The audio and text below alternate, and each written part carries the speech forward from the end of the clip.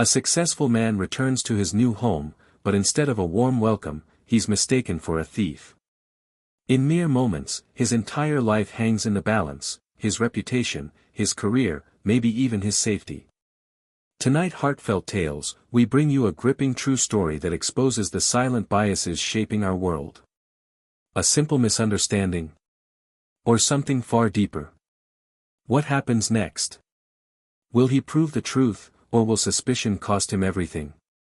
Stay until the very end, because the most intense moments are yet to come. Like, comment, and subscribe, because stories like this need to be heard. Marcus Carter pulled his sleek black SUV into the driveway of his new home, the engine humming softly before he cut it off. The late afternoon sun cast long shadows across the manicured lawn of the sprawling mansion, its white columns and arched windows gleaming like something out of a magazine. At 38, Marcus had built a name for himself as the CEO of Nexus Tech, a company riding the wave of innovation in artificial intelligence. A black man from humble beginnings, he'd clawed his way up through sheer determination, and this house, this crown jewel in an affluent, tree-lined neighborhood, was proof of his triumph. He stepped out, his polished loafers clicking against the pavement, and stretched his arms after the long flight from San Francisco. The air smelled of freshly cut grass and privilege, a far cry from the cramped apartment he'd grown up in. Marcus adjusted his tie, loosened after hours of travel, and grinned. This was his. Not leased, not borrowed, owned. A symbol of everything he'd fought for. He popped the trunk and hauled out his suitcase, the wheels rumbling as he dragged it toward the front gate. The neighborhood was quiet, save for the distant hum of a lawnmower and the occasional chirp of birds. It was predominantly white, he'd noticed during the house hunt, but that hadn't deterred him. Success, he figured, spoke louder than skin color. He unlocked the heavy oak door with a satisfying click, pushing it open to reveal a grand foyer, marble floors, a chandelier dripping with crystals, and walls begging for art. Home. Marcus set the suitcase down and inhaled deeply, savoring the faint scent of new paint. He'd done it. After weeks of negotiating deals and shaking hands across the country, he was finally here. He walked to the kitchen, flicking on lights as he went, and grabbed a bottle of water from his carry-on. Standing at the counter, he took a sip and let the silence settle around him. Pride swelled in his chest. Outside, he didn't notice the curtains twitching across the street or the faint sound of a phone being dialed. He didn't see the older woman peering through her window, her brow furrowed, or the man next door pausing his gardening to squint in his direction. To Marcus, this was just another day, a victorious one. He stepped back outside to grab the rest of his bags, humming a tune under his breath, oblivious to the eyes tracking his every move. In his mind, he was a king returning to his castle. But to some of his new neighbors, he was something else entirely, a stranger who didn't belong. Across the street, Helen Grayson sat in her armchair by the window, a cup of tea cooling in her hands. At 72, she'd lived in this neighborhood for decades, watching it evolve from a modest suburb into a bastion of wealth. She prided herself on knowing everyone, their names, their cars, their routines. So when she saw the unfamiliar black man stepping out of an SUV and heading toward the old Harrison place, her instincts kicked in. The Harrisons had moved out months ago, and no one had mentioned a new owner. She leaned forward, peering through the lace curtains. "He's fiddling with the gate," she muttered to herself, her voice trembling slightly. The man, tall, broad-shouldered, dressed in a suit, didn't look like a mover or a worker. He looked purposeful. Too purposeful. Helen's mind raced. She'd read about break-ins in nearby towns, seen the grainy security footage on the news. Her hand hovered over her phone, then snatched it up. She dialed 911. "Yes, hello," she said, her tone clipped. "There's a suspicious man, a black man, trying to get into the house across from me. 1427, Willow Lane. He's got a suitcase, and I don't know him. Please send someone quick." The operator asked a few questions, and Helen answered with growing urgency. "No, I've never seen him before. Just hurry. She hung up and returned to her vigil, heart pounding. She wasn't a bad person, she told herself. She was cautious. Protective. This was her neighborhood, after all. Next door to Marcus, Richard Powell knelt in his garden, a pair of shears in hand. He was 60, wiry, with a permanent sunburn across his neck from years of tending roses. He'd noticed the SUV too, its glossy finish catching the light. When he saw Marcus unlock the door and step inside, he frowned. The Harrisons hadn't said anything about selling. Richard stood, brushing dirt off his knees, and glanced toward Helen's house. He saw her silhouette at the window and nodded to himself. She'd probably called it in. Good. Better safe than sorry. Inside, Marcus was oblivious to the brewing storm. He hauled his suitcase up the curved staircase to the master bedroom, admiring the hardwood floors and the way the light streamed through the tall windows.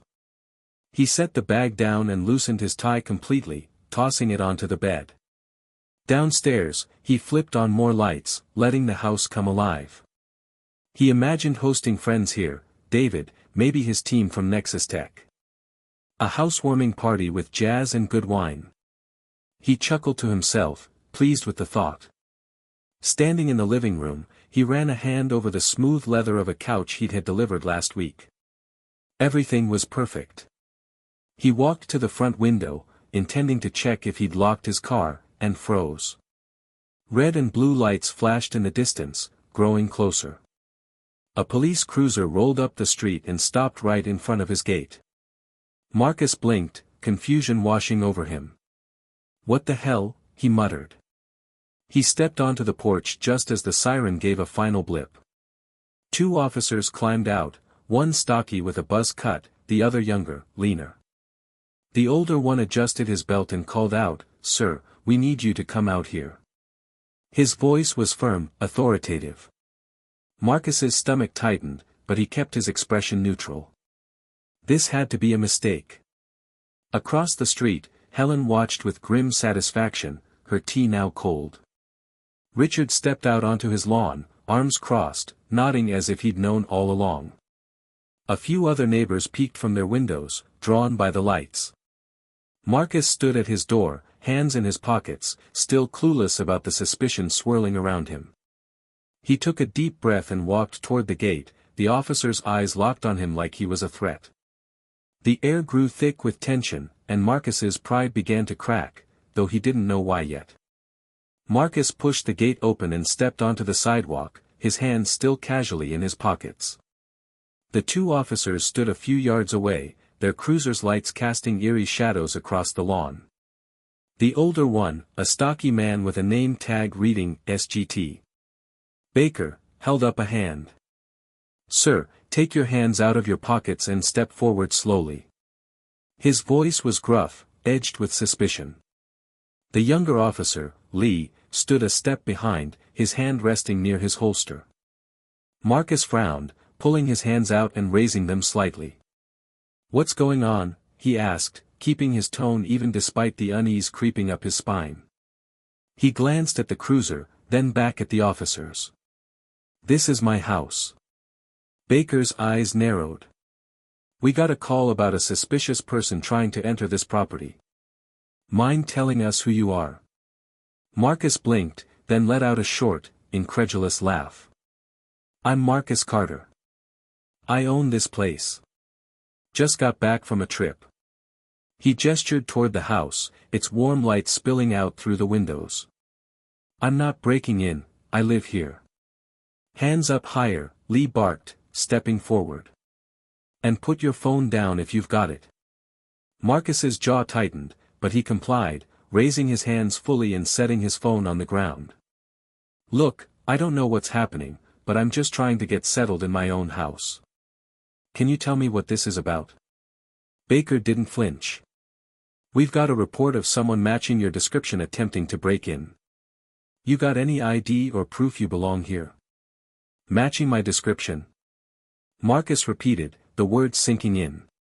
His laugh turned bitter. "You mean a black man in a suit? That's what this is?" He shook his head, disbelief warring with a growing anger.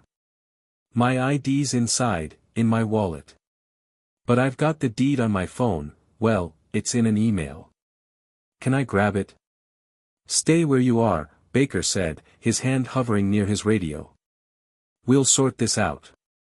You say you own this place, prove it. Marcus exhaled sharply, his breath visible in the cool evening air. He bent slowly to pick up his phone, keeping his movements deliberate under the officer's watchful gazes.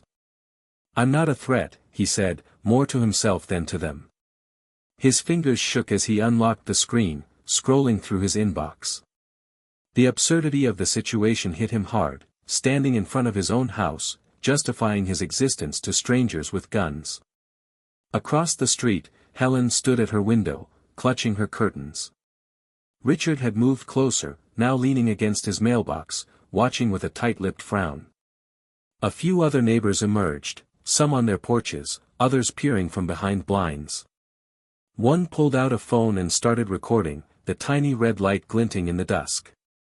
Marcus found the email from his realtor, a PDF attachment with the signed contract.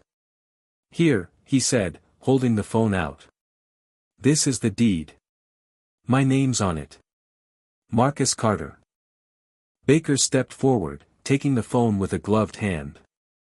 He squinted at the screen, scrolling through the document while he kept his eyes on Marcus. The silence stretched, broken only by the crackle of the police radio. Marcus's heart pounded, his pride warring with humiliation.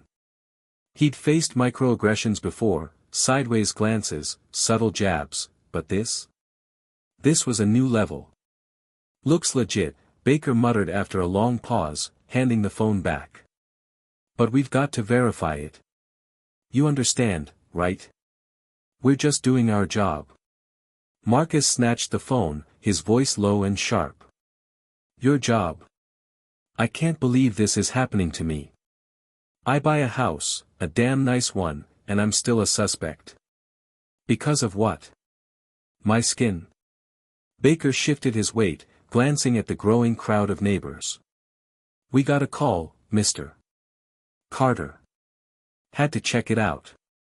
That's all. That's all. Marcus snapped, his calm cracking. You roll up here, treat me like a criminal in front of my own house, and it's just, that's all. Do you know how this feels?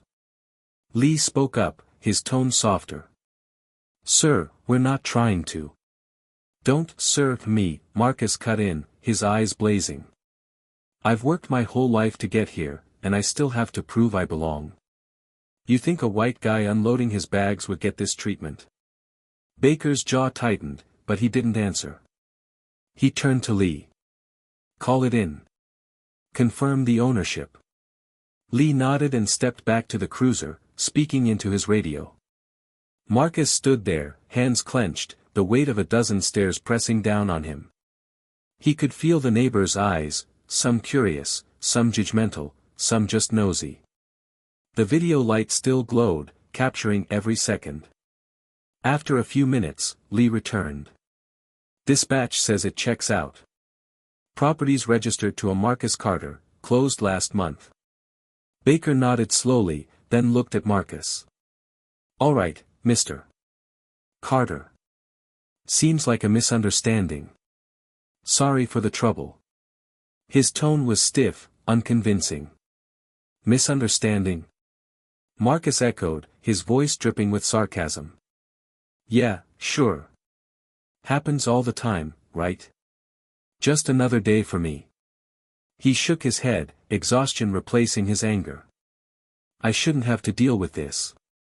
Not here. Not anywhere. Baker hesitated, then tipped his head toward the neighbors. Someone called it in. We had to respond. That's how it works. Marcus followed his gaze, spotting Helen's silhouette and Richard's rigid stance. Right, he said quietly. That's how it works. He turned back to the officers. Am I free to go into my own house now? Yeah, Baker said, stepping back. You're good. Marcus didn't respond. He picked up his phone, turned on his heel, and walked back through the gate, his shoulders tense. The officers climbed into their cruiser, the lights flicked off, and they pulled away. The neighbors lingered, whispering among themselves. Marcus reached his door, paused, and glanced back at the street. For a moment, he wondered if this house, this dream, was worth it. Then he stepped inside and shut the door, the sound echoing in the silence. Marcus stood in his foyer, the door clicking shut behind him with a finality that felt hollow. The silence of the house pressed against his ears, a stark contrast to the chaos that had just unfolded outside. His phone buzzed in his hand, missed calls from his assistant, a text from his sister, but he couldn't focus. The adrenaline still coursed through him, leaving his chest tight and his hands unsteady. He dropped onto the leather couch, staring at the chandelier above, its crystals catching the light like teardrops frozen in time. He replayed the scene in his mind, the flashing lights, the officer's cold commands, the neighbor's stares. It wasn't the first time he'd felt like an outsider. Growing up in a rough neighborhood, climbing the corporate ladder, he'd faced plenty of sidelong glances and whispered doubts. But this was different. This was his home, his sanctuary, and it had been violated before he'd even unpacked. The anger simmered, hot and sharp, but beneath it was something heavier, humiliation. He stood abruptly, needing to move, and walked to the front window. Peering through the blinds, he saw the street settling back into its quiet rhythm. Richard was gone, retreated to his roses. Helen's curtains twitched, then stilled. A few others lingered, chatting in low tones, their silhouettes blurred by the dusk. Marcus's gaze hardened. They'd done this. They'd turned his homecoming into a spectacle. He stepped outside again, the cool air biting at his skin, and crossed the lawn toward Helen's house. His strides were purposeful, his anger propelling him forward. Richard emerged from his garage just as Marcus reached the curb, and Helen opened her door, her frail figure framed by the porch light. They froze, caught off guard. Why? Marcus called out, his voice cutting through the stillness. Why did you call the police on me? Helen clutched her sweater, her mouth opening and closing like a fish out of water. I didn't mean any harm, she stammered. I just thought. I thought there might be a thief. A thief? Marcus's laugh was sharp, humorless. I was unloading my bags. I had a key. Did you even look before you decided I didn't belong? He turned to Richard. And you? You just stood there, watching like it was a show.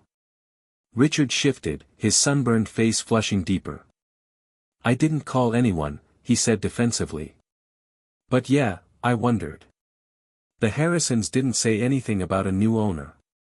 Marcus stepped closer, his voice low but searing. So if I were white, would you have wondered? Would you have dialed 911 over a guy in a suit with a suitcase? He pointed at Helen.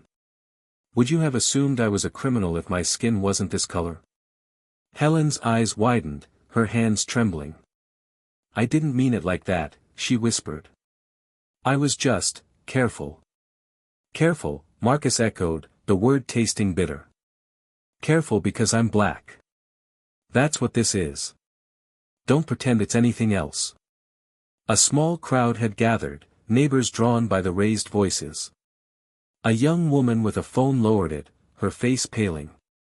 An older man shuffled awkwardly, avoiding Marcus's gaze. No one spoke. The silence was deafening, thick with guilt and unease. Marcus turned back to his house, his chest heaving. I'm done here, he muttered, walking away. Inside, he slammed the door and leaned against it, the fight draining out of him. He pulled out his phone and dialed David, his best friend since college and a civil rights lawyer with a firebrand reputation. Mark, you good? David's voice was warm, steady. No, Marcus said, his throat tight. I just got the cops called on me. At my own damn house. Neighbors thought I was breaking in. David swore under his breath. You serious? What did they do? Treated me like a suspect. Made me prove I own the place. All because I'm black in a white neighborhood. Marcus paced, his voice rising. I'm sick of this, man. Sick of proving myself. You want to make this big? David asked, his tone shifting to steel. We can sue. Media. The whole 9 yards. Marcus paused, staring at the ceiling. I don't want to be a victim, Dave. I'm not some hashtag. But this can't keep happening. Not to me, not to anyone. Then tell the world, David said. Put it out there. Let them feel the heat. Marcus nodded to himself. Yeah. Yeah, I will. He hung up and opened Twitter, his fingers flying over the keys. Bought my dream house today. Came home to police lights and suspicion. Why? Because I'm a black man in a white space. This is America, 2025. He attached a photo of the mansion, its grandeur mocking the ugliness of the night. He hit send. Within minutes, the retweets piled up, dozens, then hundreds. Comments flooded in, outrage, support, a few trolls. By morning, it had hit thousands. News outlets picked it up, and a quiet firestorm began to spread. Marcus watched the numbers climb, his anger finding a new outlet. This wasn't just his fight anymore. The next morning, Marcus woke to a knock at his door. He'd barely slept, the events replaying in his head like a broken record. His phone buzzed incessantly, notifications from his post, calls from friends, even a reporter. He ignored it all and shuffled to the door, peering through the peephole. A young couple stood there, nervous but determined. He opened the door, leaning against the frame. Yeah. I'm Emily, the woman said, her voice soft.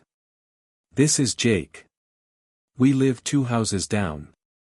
Jake nodded, hands shoved in his pockets. We saw what happened last night. We didn't call the police, but we didn't say anything either. We're sorry. Marcus studied them, mid-20s, earnest, uncomfortable. Okay, he said flatly. Thanks for that. We should have spoken up, Jake added. It wasn't right. We just froze. Marcus nodded, unsure what to feel. Appreciate it, he said, starting to close the door. Wait, Emily said quickly. We want to do better. We're not like that. Her eyes pleaded for understanding. He sighed, relenting. All right. Thanks for coming by. They left, and Marcus felt a flicker of something, hope, maybe, or just exhaustion. Later that afternoon, another knock. This time, it was Helen. She stood on his porch, clutching a small basket of cookies, her face etched with guilt. Marcus crossed his arms, waiting. Mr. Carter, she began, her voice shaky. I'm so sorry. I didn't mean to hurt you. I didn't think I was racist, but I see now that what I did was wrong. I panicked, and I judged you. I'm ashamed. Marcus stared at her, the anger flaring again, then softening. Her eyes were wet, her remorse raw. You called the cops because of how I look, he said quietly. That's not just a mistake. It's bigger than that. I know, she whispered. I'm trying to understand. I want to make it right. He didn't respond, just nodded and took the cookies. She shuffled away, and he closed the door, conflicted. Richard came. Next, the following day. I was wrong, he said bluntly, standing on the lawn. I grew up thinking certain things were normal, watching people like you, assuming the worst. It's how I was raised. But that's no excuse. I'm sorry. Marcus met his gaze. You're right. It's not an excuse. But saying it's a start. A few days later, Sergeant Baker showed up, out of uniform. Mr. Carter, he said, shifting awkwardly. I've been thinking about the other night. I want to get it, what you went through. I don't want to be that guy again. Marcus leaned against the doorframe, surprised. You enforced someone else's bias, he said. But you're here now. That matters. Inspired, Marcus organized a neighborhood meeting. A dozen people showed up in his living room: Emily, Jake, Helen, Richard, even Baker. He spoke plainly: we've got a problem. It's not loud, but it's there. Unconscious bias. It's why I had guns pointed at me in my own yard. We need to talk about it. The room buzzed with tension, then opened up. Emily admitted she'd hesitated because she didn't want trouble. Richard shared stories from his past, wincing at his own words. Helen cried, promising to listen more. It wasn't perfect, some stayed silent, others defensive, but it was a start. Marcus saw the seeds of change taking root, fragile but real. Months later, Marcus sat on his porch, a glass of bourbon in hand. The neighborhood had shifted, not dramatically, but noticeably. Emily and Jake waved as they passed, a small ritual now. Helen had started a book club focused on race and history, inviting him to join. Richard stopped by sometimes, awkward but trying. Even Baker had emailed, asking for resources to share with his precinct. Marcus kept working, his company thriving, but he'd also become a voice, speaking at events, writing about equity. His viral post had sparked a movement, small but growing. He wasn't the stranger anymore, he was Marcus, the guy with the big house and the bigger ideas. One evening, he watched neighbors chat across fences, laughing, connecting. He smiled, the weight of that first night lighter now. The road ahead was long, he knew, bias didn't vanish overnight. But he'd carved out a space, started a ripple. And that, he thought, sipping his drink, was how the world got better, one step, one story, at a time. Now you've seen it unfold, a mistake, or undeniable proof of a deeper issue. In the end, the real question is, can we change? Drop your thoughts in the comments. If you were there, what would you have done? If this story made you think, if it stirred something inside you, hit like and subscribe. Because here at Heartfelt Tales, every story isn't just told, it's felt. See you in the next one, and remember, sometimes, the smallest moments change everything.